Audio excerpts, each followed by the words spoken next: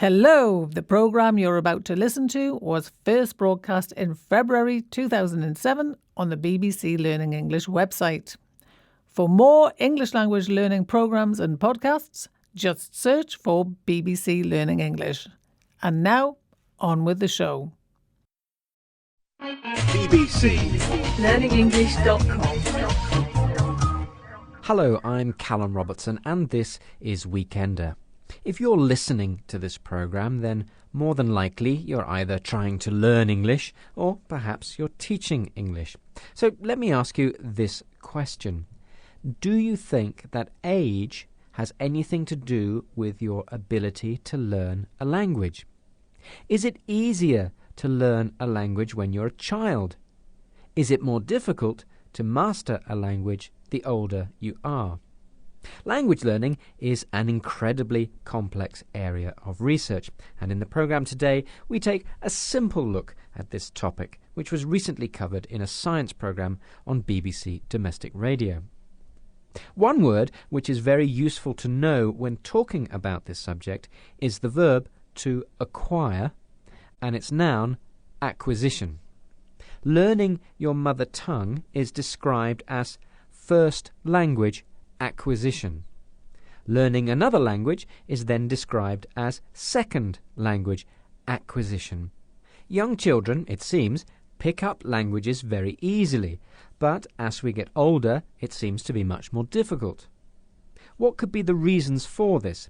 Is there some cut-off point in our growth after which the ability to absorb language easily changes? One theory is known as the critical age or the critical period hypothesis. This theory suggests that the most important period for learning a language finishes when we are about 12 years old, and after this time, a language which we haven't started to learn can't fully be learned. Lydia White is a professor at the Department of Linguistics at McGill University. What does she think of the critical period hypothesis? The critical period hypothesis is quite controversial and comes in many forms.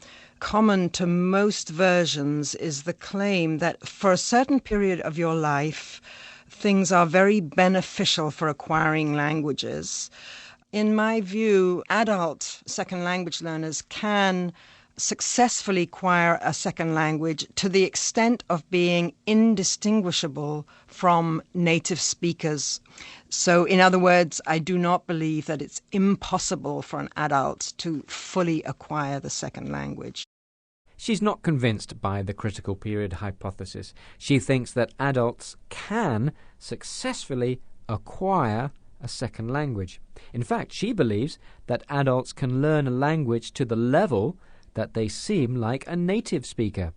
She expresses this in the following phrase. In my view, adult second language learners can successfully acquire a second language to the extent of being indistinguishable from native speakers.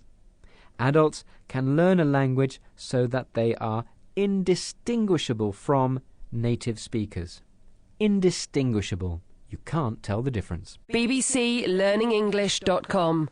So if adults can learn languages to the level of a native speaker, why then does it seem so difficult to do this? And why is it something that children can seem to do so comparatively easily?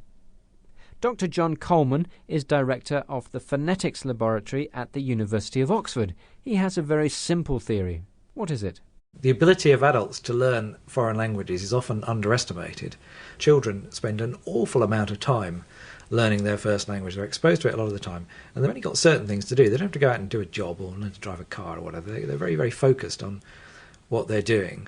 Whereas most adults who are learning a language later in life just don't have the luxury of spending anywhere near a fraction of the time that children spend learning languages.